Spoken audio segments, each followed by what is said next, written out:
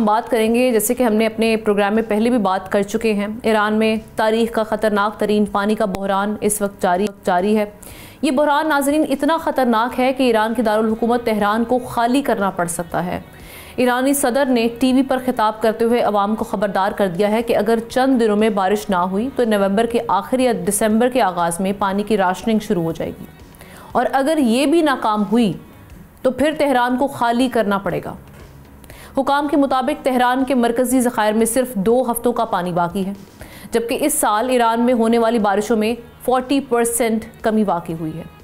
कई सूबे 50 से 80% पानी की कमी का सामना कर रहे हैं, यानी खुश्क साली ड्राउट अब मौत का ख़तरा बन चुकी है।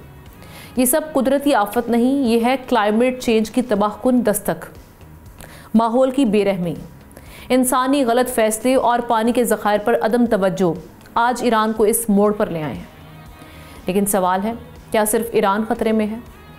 पाकिस्तान भी क्लाइमेट चेंज से मुतासरा टॉप 10 ममालिक में शामिल है। कभी सोचा है कि अगर हमारे डैम्स खाली हो गए तो हम कहाँ जाएंगे? क्या हम क्लाइमेट चेंज का मुकाबला करने के लिए तैयार हैं? इस खबर के हवाले से कमेंट सेक्शन में जाके आप अपनी राय का इजहार कर सकते हैं। सब्सक्राइब करें और बेल दबाएं ताकि कोई खबर रह न जाए।